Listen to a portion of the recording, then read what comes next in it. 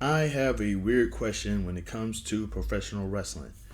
Ooh, that rhymed. I have a weird question when it comes to professional wrestling. Hey. Okay. Listen, I get it.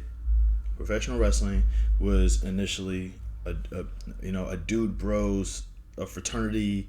It was a sport dedicated to masculinity in some fashion, and I get that. But the thing that will always sort of strike me as awkward is the beneficial points of hazing. I asked this before. If somebody could tell me specifically how bullying helps anyone, I would never down talk it ever again. Because I don't think I've ever once heard, hey, I was bullied and ridiculed and mistreated growing up and I turned out just fine. I don't think I've ever heard that phrase ever in my life before. But the fact is that like you still have that going on. Like, right now the reason I'm bringing this up is because I came across the Bully Ray and Mark Henry segment where there was basically, I'm guessing, defending hazing. I don't know. I didn't see the thing. I don't hear the thing. I don't really pay that much attention to wrestlers outside of wrestling because I care more about what's going on in the ring than what's out of it. But no, the more I'm starting to be introduced to what's going on out of it, it's tripping me out. Exactly. Like if these wrestlers weren't wrestlers, they'd probably just be normal people, if not sort of terrible people to some extent, who would just be ridiculously strong or just really good at fighting people. But the fact of the matter is that like will always trip. Like nobody has ever like my thing is that like in the '90s, in the early days of wrestling, hazing wasn't just hazing was weird things. Like wrestler A went into the shower while wrestler B was showering and lathered him up. Why? For what?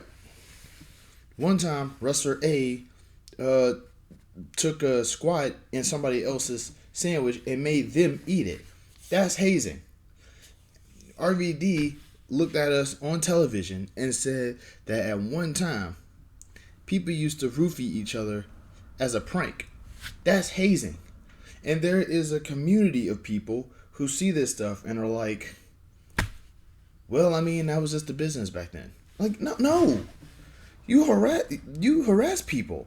Not only that, but like to take away to consider like that environment and everything that was going on in the mental health of people in the business at the time, especially like now, it goes without saying that this never really actually helped anything. I don't really think anybody benefited from this sort of thing. And I always wondered this because it's like it's in a lot of things. It's in like the military, sports, businesses that involve like some kind of man's work. It's always, hey, let's bully you, and if you have a problem with it, you're weak. If you let us do it, you're tough. Like that. This is the most backwards form of gaslighting for me. Is this belief that if you take abuse, you're tougher than a person who doesn't want to be abused. You know, I always hated this idea that in order for you to be tough, you have to beat up the guys who are giving you a rough time because that's all it takes. There's always this collection of people. There's always this collection of people, you know what I'm saying, who just basically devote their whole energy into messing with other people as much as possible just so they can get into a fight and lose. Like that's what bullies are. Bullies are just people who want to lose a fight. That's ultimately, or they want to win a fight against somebody who doesn't even want to fight.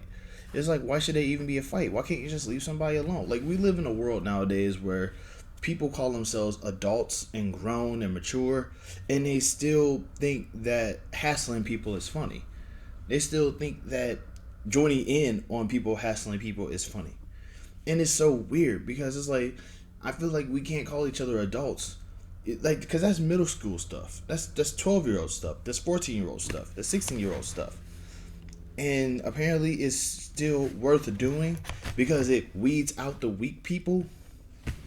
I mean, professional wrestling is already an extensively withdrawing experience anyway, right? You get hurt, you can get hurt doing any kind of move. You can get hurt, you could bust a quad while running.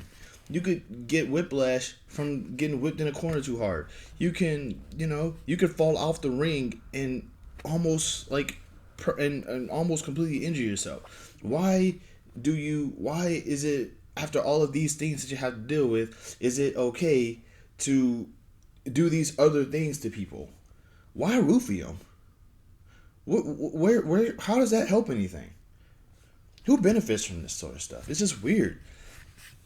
I saw this article in a Facebook group that I am part of. It's called the NAAW, and I'm not going to tell you what that means. But like, I'm going through the comments, and a lot of comments are basically saying this is not, this is not good. Being a bully is not good. Bullying, hazing, harassing, not good. But then there's the other side that are saying, man, these people are just soft nowadays. These people are so soft. Everybody's just soft nowadays. Everybody just wants to be pampered and coddled and hit with the kid gloves. It's like soft, weak. Like, it's easy. Like, and I go over to these people. These are fans who will never want to wrestle ever. And I'm talking about they will never want to be involved in wrestling in any way, shape, form, or fashion. And they'll probably say some stuff like, well, that's just not what I'm into. You're watching it and you don't know anything about what's going on and you don't want to get involved in a company. You can't be like, well, that's just the business, because you're not in the business. You don't know. It's like, then there's actual wrestlers in the same thread, like basically saying, I had this happen to me. I didn't like it. It wasn't cool. That should be the thing that tells you right there that bullying sucks. And people be like, well, being bullied is just something that weeds out the weak from the strong. I don't see how. You're not weak if you don't want to be mistreated. I'm going to tell you this straight up. I respect professional wrestling. I've always respected professional wrestling. I would hate to be in a business where I feel completely unsafe because some old dude wants to beat me up because he doesn't like me. Because that's all it is. I don't like this person. He don't respect the business. To me, translates as I don't like this person and I can't find the actual reason why. If I ask you how did I disrespect the business and you can't tell me, then I gotta chalk it up as you just wanted to beat me up for no reason. It's like, and I ain't gonna say here, like, my whole thing is that, like, it doesn't, like, bullying has never helped anything. Bullying only makes the bully feel better about themselves. That's it. Hazing people don't actually do anything to benefit anyone. It's just something that people just like to do because they think it's funny. Sociopaths. And I'm supposed to be okay with this stuff because fans who will never want to get involved in this stuff think it's okay? No. It's weird, man. It's weird. Especially because what's considered hazing back then is even weirder than what, now we got the internet, y'all. We got the internet today. Like, you could do a lot more with the internet. You can get somebody, arrested under fake charges. You could dox somebody. You could SWAT somebody. You can air out somebody's nudes or some of the worst moments because people put everything on the internet nowadays. You know what I mean? That would be just a prank or a joke. I did a prank once in my life and I regret it forever. It wasn't even a prank. I just blew some dust in a lady's face. And I feel terrible about that to this day. I really wish that I could apologize to her, but she probably forgot and, but that's just me having empathy. Then there's people out there who be like, that's not even a prank, bro. You didn't. I was a kid. I thought that's what pranks were. Like, if you could tell me specifically, what a prank is, 2, how does it benefit anybody, or C, anything along those lines, then I will never disqualify it again. I would say it's a part of the process that people have to endure. But if there's no benefit from it, it's a part of the process that you can afford to get rid of. Traditions are stupid. You know what I'm saying? Change it up. Do something else.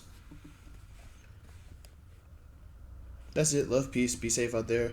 And, keep your eyes on the skies because I might be flying. Once I get myself situated, I'm going to probably be back to being a wrestler. Y'all have a good one.